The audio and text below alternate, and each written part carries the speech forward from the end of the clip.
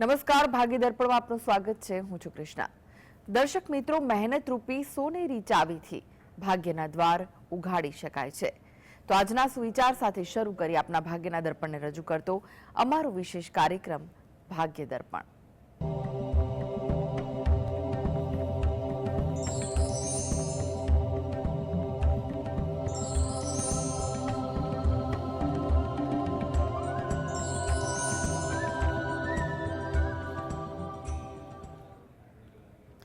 તો ભાગ્ય દર્પણમાં આપના પ્રશ્ન નિરાકરણ, રાશિફળ, પંચાંગ વિશે માહિતી અને માર્ગદર્શન આપવા માટે આપણી સાથે જોડાઈ ગયા છે જાણીતા જ્યોતિષાચાર્ય અને વાસ્તુશાસ્ત્રી હસીતભાઈ પાઠક.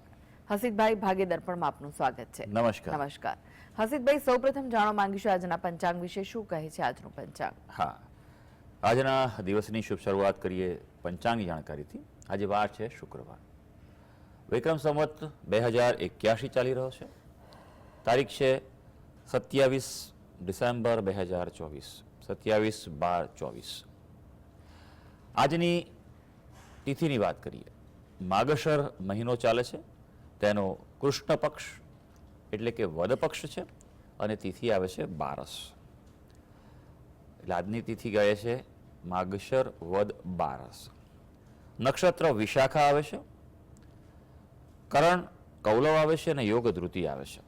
આજની રાશિ આવે છે તુલા રાશિ, કે જેના નામાક્ષર છે ર અને ત. એટલે આજે બપોરે 1:55 રાશિ પરિવર્તન થશે. ત્યારબાદ વૃશ્ચિક રાશિનો પ્રારંભ થવાનો છે. એટલે બપોરે 1:55 પહેલાં જો કોઈ બાળકનો જન્મ થાય તો તેનું નામ તુલા રાશિ પરથી પાડવું હિતાવહ રહેશે, અને ત્યારબાદ થાય તો વૃશ્ચિક રાશિ પરથી નામ પાડવું હિતાવહ રહેશે. આ ઉપરાંત ગ્રહ ગોચર અને મુહૂર્તની ગણતરી માટે પણ આ જ પ્રમાણે રાશિઓને લક્ષમાં લેવાની રહેશે. દિન વિશેષની વાત કરીએ તો આજે અન્નપૂર્ણા વ્રત સમાપ્ત થઈ રહ્યું છે.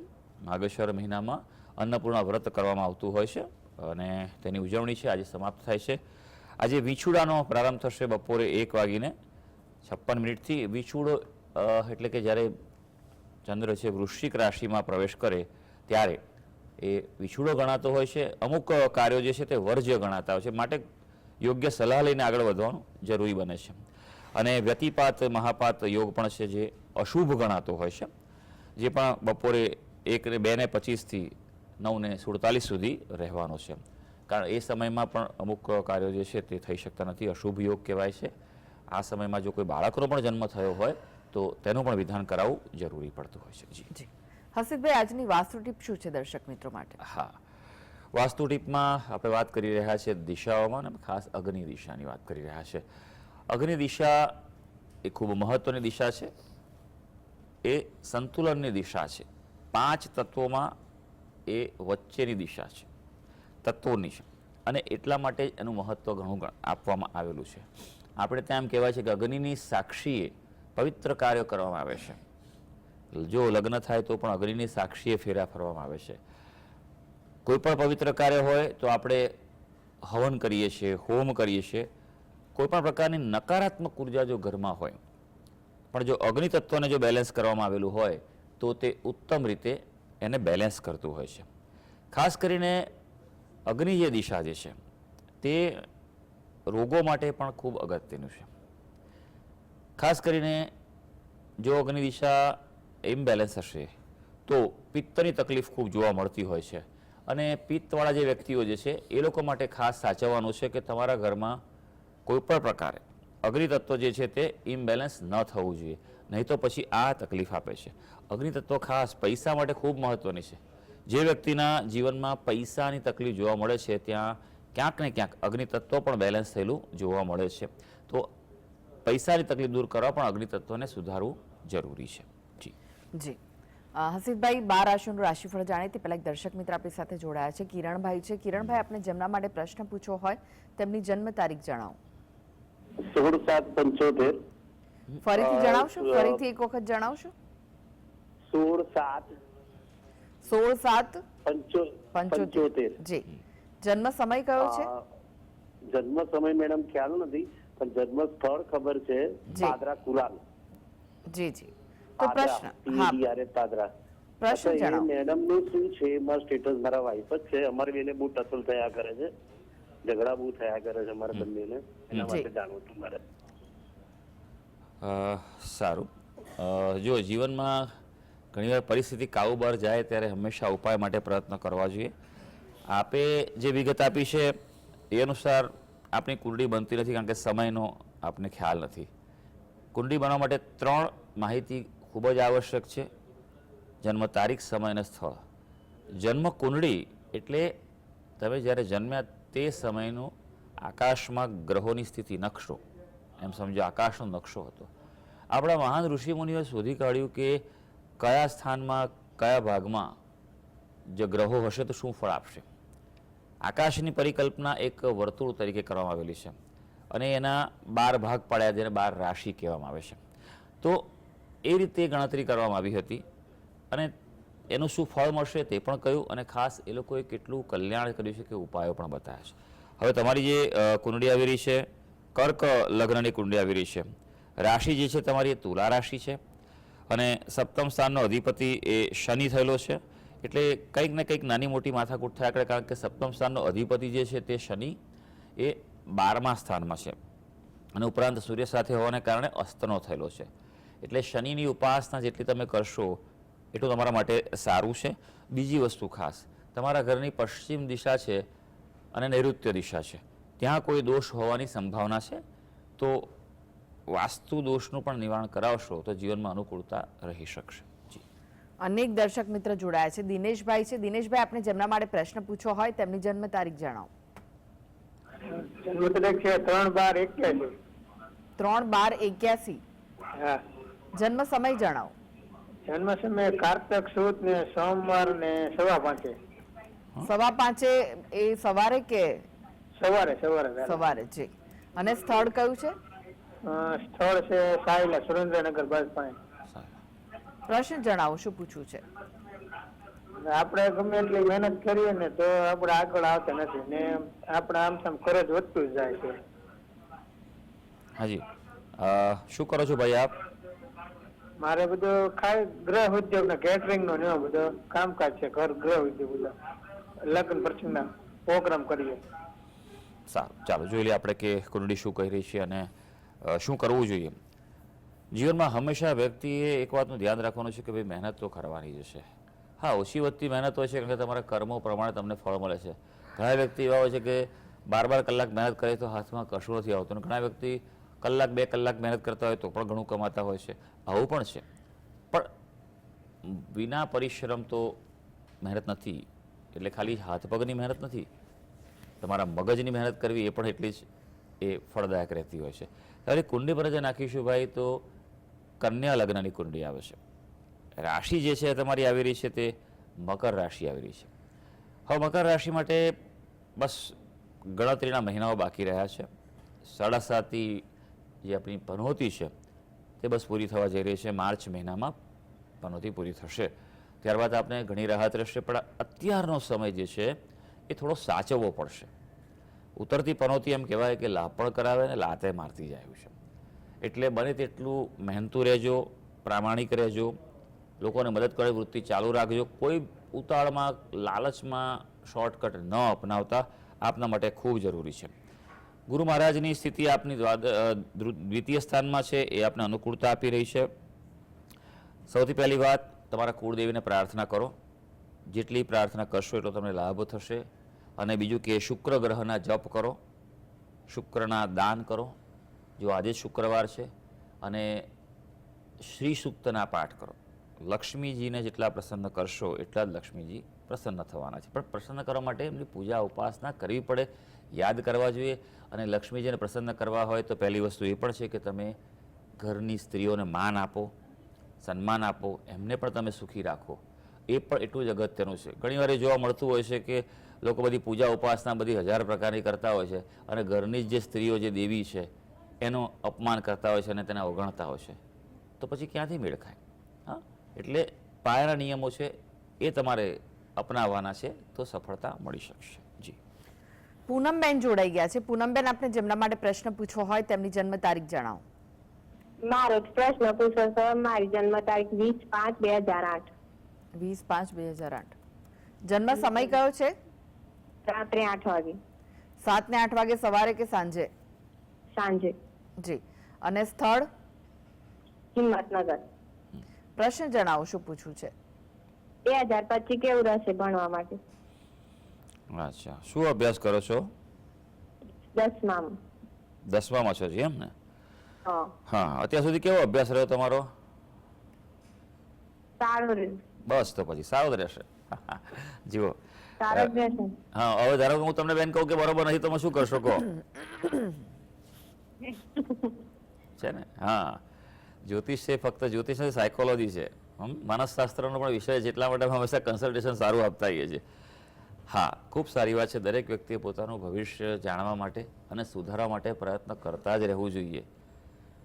જો બધા જ પશુઓ જે છે એમાં મનુષ્ય વિશિષ્ટ કેમ છે ખબર છે? મનુષ્યને સીધી આંખ આપેલી છે આવી રીતે કે આગળનું જ જોવાનું, આગળ વધવાનું, પોઝિટિવ રહેવાનું, બરોબર છે? હા, મહેનત તો કરવી જ પડે, એના વગર કોઈ ઉદ્ધાર નથી. રાહુ મહારાજની સ્થિતિ થોડી મધ્યમ છે, એટલે યોગ્ય દિશા મહેનત કરજો, નહીંતર પછી તમે આડા ભંટાઈ જશો, કારણ કે તમારા જે અભ્યાસ સ્થાનમાં જ અત્યારે રાહુ મહારાજનું પરિભ્રમણ છે અને આવનારા મે મહિના સુધી ચાલવાનું છે, એટલે થોડીક સાવચેતી રાખવી પડશે. સાવધાની રાખજો, કોઈની વાતમાં ના આવતા. જે આમ કહેવાય ને કે સીધી લીટી ચાલતા હો ચાલતા રહેશો તો પરિણામ સારું આવશે. ગુરુ મહારાજની પરિસ્થિતિ છે તે પણ તમારી ઉત્તમ દેખાઈ રહી છે. તમારી કુંડલીમાં ભાગ્યસ્થાનમાં પ્રબળ અંગારક દોષ છે, તેનું નિવારણ કરાવવું ખૂબ જરૂરી છે. અને સૌથી અગત્યની વસ્તુ, શિવજીની ઉપાસના કરશો અને સૂર્ય ભગવાનને જળ ચડાવશો તો તમારા માટે અભ્યાસ માટે વર્ષ ચોક્કસ રીતે સારું રહેશે.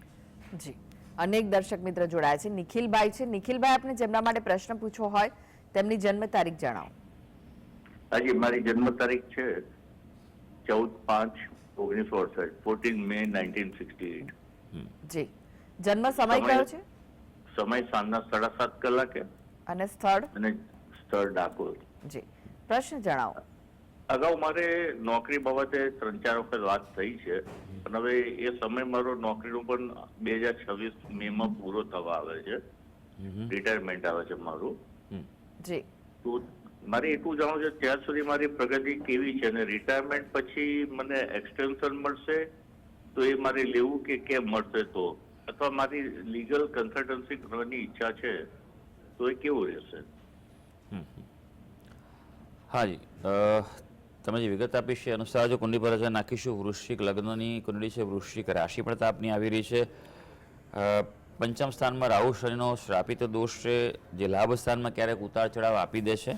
અત્યારે હાલ રાહુ મહારાજનું જ પરિભ્રમણ ત્યાં છે, પણ ત્યારબાદ ચતુર્થ સ્થાનમાં તમારું પરિભ્રમણ થવાનું છે. રાહુ મહારાજ જે છે તે સીધું કર્મસ્થાન પર દ્રષ્ટિ આપે છે, એટલે એમ કહેવાય કે તમારે વળાંક તો આવશે જ, તમારું પતશે એટલે તમને એક્સટેન્શન આપે, એના કરતાં તમે પોતાનું કંઈક કાર્ય કરો, કન્સલ્ટન્સીનું કે જે પણ પ્રકારનું સલાહનું, એ તમારા માટે વધુ સારું છે.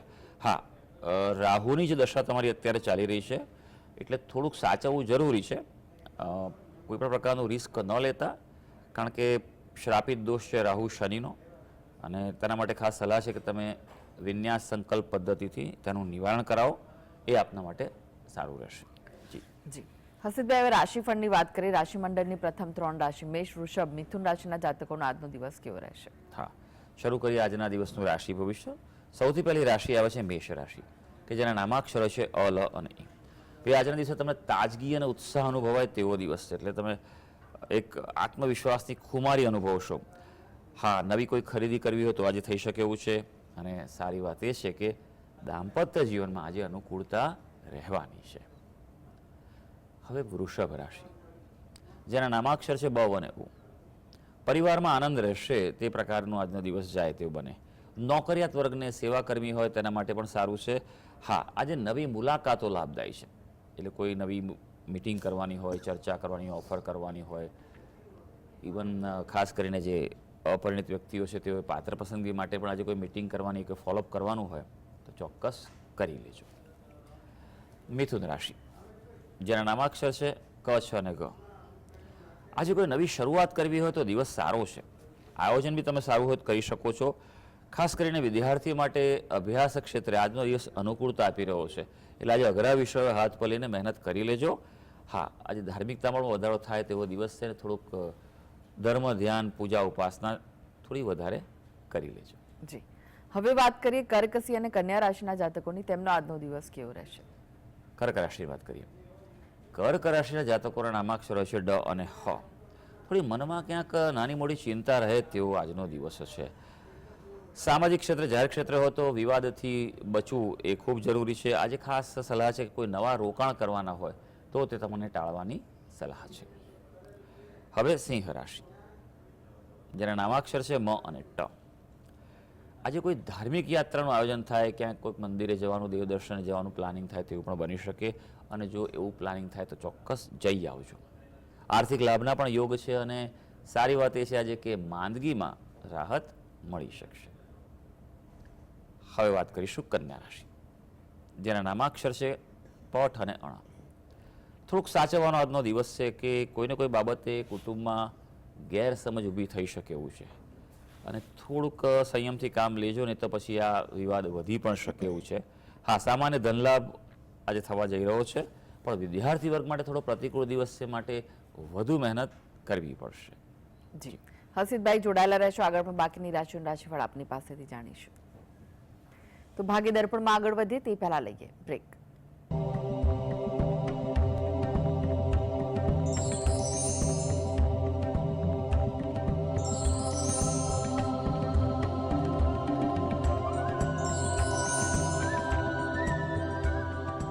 બ્રેક બાદ આપનું સ્વાગત છે અને આપણી સાથે જોડાયેલા છે જાણીતા જ્યોતિષાચાર્ય અને વાસ્તુશાસ્ત્રી હસીદભાઈ પાઠક. હસીદભાઈ, હવે તુલા, વૃશ્ચિક અને ધનુ રાશિના જાતકોનો આજનો દિવસ કેવો રહેશે? હા, તુલા રાશિની વાત કરીએ. તુલા રાશિના જાતકોના નામાક્ષરો છે ર અને ત. આજે માનસિક ઉત્સાહ વધે તેવો દિવસ છે, એટલે તમને પોઝિટિવિટી આજે ફીલ થવા જઈ રહી છે.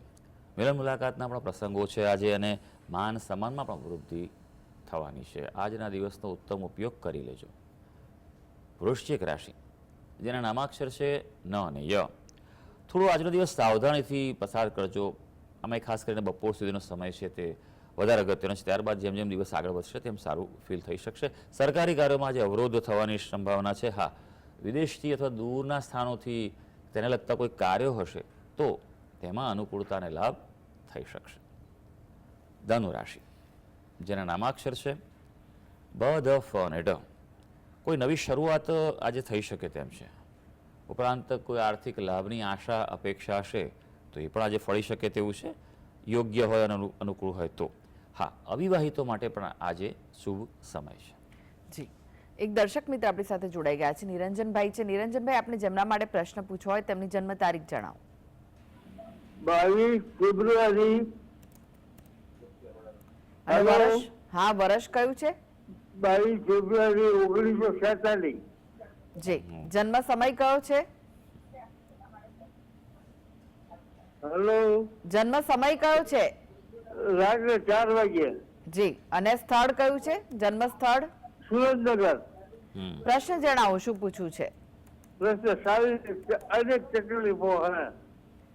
શું તકલીફ શારીરિક. શારીરિક તકલીફ છે? ઓકે. કેટલા વર્ષ થયા આપને ભાઈ? તમને કેટલા વર્ષ થયા? મને 80 લગભગ છે. બરાબર છે, 78 થયા ભાઈ. ચાલો ચાલો જોઈ લઈએ. હવે ઉંમર છે ભાઈ, થોડી તકલીફ તો રહેવાની જ છે, પણ હા, ઘણા વ્યક્તિ એવા પણ જોવા મળે છે કે જેને તકલીફ ઓછી પણ હોય છે. જોઈ લઈએ અત્યારે કેવો સમય ચાલી રહ્યો છે. ગુરુ મહારાજની અત્યારે પરિભ્રમણ ચાલી રહ્યું છે, એટલે તમારું મેટાબોલિઝમ થોડું વીક પડી શકે તેવું છે. કુંડલીમાં સૂર્ય મહારાજ છે, શનિની રાશિમાં છે. સૂર્ય ભગવાનની ઉપાસના કરો, રોજ સૂર્ય ભગવાનને જળ ચડાવો. શક્ય હોય તો આદિત્ય હૃદય સ્તોત્રનો પાઠ કરો અથવા ઓમ સૂર્યાય નમઃના બને તેટલા જપ કરો તો આપને સારું રહેશે. બીજું કે સુવાની દિશા આપની ચેક કરો. માથું દક્ષિણ તરફ અથવા પૂર્વ તરફ રાખીને સૂઈ જાઓ, એનાથી પણ સારું રહેશે. અને ખાસ કરીને શક્ય હોય તો શિવજીની ઉપાસના કરો અને રુદ્રી કરાવો તમારા નામથી તો. અને જો તમારી પાસે આર્થિક સંપન્નતા હોય તો લઘુ રુદ્ર કરાવો, એનાથી તમને રાહત રહી શકશે. જી, હસીબભાઈ, વાત કરીએ અંતિમ 3 રાશિ મકર, કુંભ, મીન રાશિના જાતકોનો આજનો દિવસ કેવો રહેશે? હા, મકર રાશિની વાત કરીએ. મકર રાશિના જાતકોના નામાક્ષરો છે ખ અને જ. આજે લાંબી મુસાફરીના યોગ છે, એટલે એવું કંઈક પ્લાનિંગ થતું હોય ચોક્કસ કરજો, લાભ થઈ શકશે. અથવા કોઈ દૂર વસતા સ્નેહી સાથે મુલાકાત થાય, વાત થાય, ચર્ચા થાય. ટૂંકમાં જે દૂરની પ્રક્રિયાઓ પ્રવૃત્તિ કરશો તો સારું રહેશે. હા, પણ ગયા બહારનું કામ ન કરતા, નહીં તો આજે થાકનો અનુભવ પણ થઈ શકે. કુંભ રાશિ, જેના નામાક્ષર છે ગ, સ, શ અને શ. કુંભ રાશિના જાતકોના માટે ખાસ આજે ગુસ્સામાં વધારો થાય એટલે થોડું પ્રતિક્રિયા આપવામાં ધ્યાન રાખજો, નહીં તો પછી માનસિક અશાંતિ તમારી રાહ જોઈ રહી છે. હા, યાત્રા પ્રવાસનું આયોજન શક્ય બનશે. મીન રાશિ, જેના નામાક્ષર છે દ, ચ, ઝ અને થ. આપના માટે આજે કામનો બોજ વધી શક્યો છે. દિવસ વ્યસ્ત છે અને પ્રાયોરિટીના કાર્ય હાથ પર લઈને આગળ વધજો. હા, ખાણીપીણીમાં થોડુંક સંભાળી લેજો અને મન ઉપર સંયમ રાખજો. તો સર્વે દર્શક મિત્રોનો આજનો દિવસ શુભ અને મંગળકારી જાય તેવી ઈશ્વરને અભ્યર્થના. જી હસીતભાઈ, જીએસટીવી સાથે જોડાવા માટે દર્શક મિત્રોને માહિતી અને માર્ગદર્શન આપવા માટે આપનો આભાર. ધન્યવાદ. તો આ સાથે જ ભાગ્ય દર્પણમાં આજે બસ આટલું જ. મને રજા આપશો. નમસ્કાર.